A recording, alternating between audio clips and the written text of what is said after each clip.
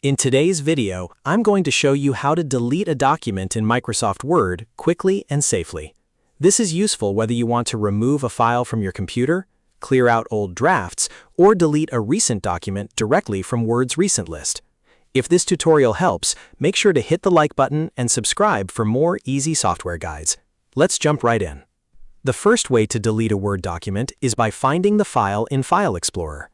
Open File Explorer and go to the folder where your Word document is saved. Once you find the document, right-click on it and choose Delete from the menu.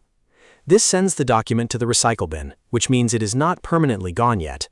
If you want to free up space right away, you can also empty the recycle bin afterward. This is the simplest method if you already know where the file is stored.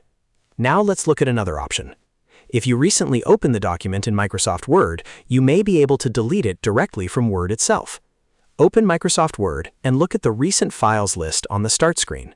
Find the document you want to remove, then right-click it and choose Delete File. This is a convenient way to clean up old documents without having to search through folders manually. Keep in mind that this action removes the file from your computer, so make sure you no longer need it before confirming. If you are managing lots of documents, this can help you stay organized and remove clutter faster. Just remember, deleting a document is different from closing it. Closing a file only exits the document, while deleting actually removes it from storage. So always double-check the file name before you delete anything. If the document is important, consider making a backup first, especially if you may need it later. And if you accidentally delete the wrong file, you may still be able to recover it from the recycle bin, as long as it has not been emptied. So there you have it, 2 easy ways to delete a document in Microsoft Word. You can either delete it from File Explorer or remove it from the recent list inside Word.